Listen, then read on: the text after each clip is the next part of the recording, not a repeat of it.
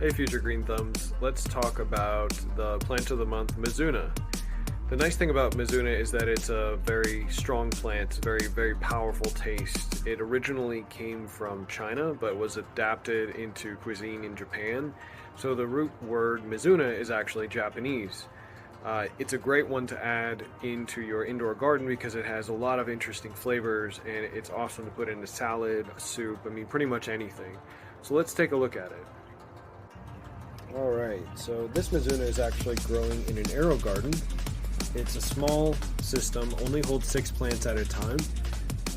One of the downsides of these systems is that not all the plants will actually come in sometimes. Like these plants, this plant right here didn't come in. This one is growing, but it's a little moldy. That's not terribly unusual. You can always pull it out and then you can plant something new in that space using one of the rock wool cubes without any trouble. This Mizuna is, as you can see, growing robustly right underneath the light here. It's a vertical growing plant, so it's going to spread out and it's going to put really large leaves in pretty much every direction here, which is great. If you're growing this, it's good to have a more compact and stout plant over in one of these other spaces so you can kind of keep the space utilized effectively. To harvest them, you want to break off these outer leaves right here and right there, and then obviously this one's gotten a little bit out of control. I waited so that I could do this video for it, but generally speaking, you'd want to keep these cut back so you've only got these fresh leaves coming out in the center.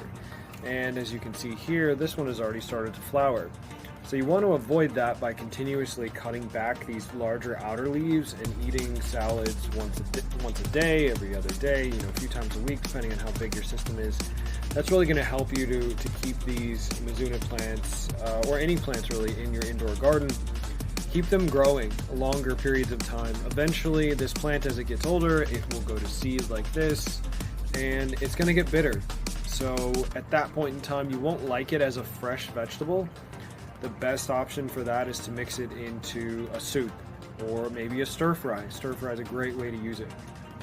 So this is Plant of the Month Mizuna.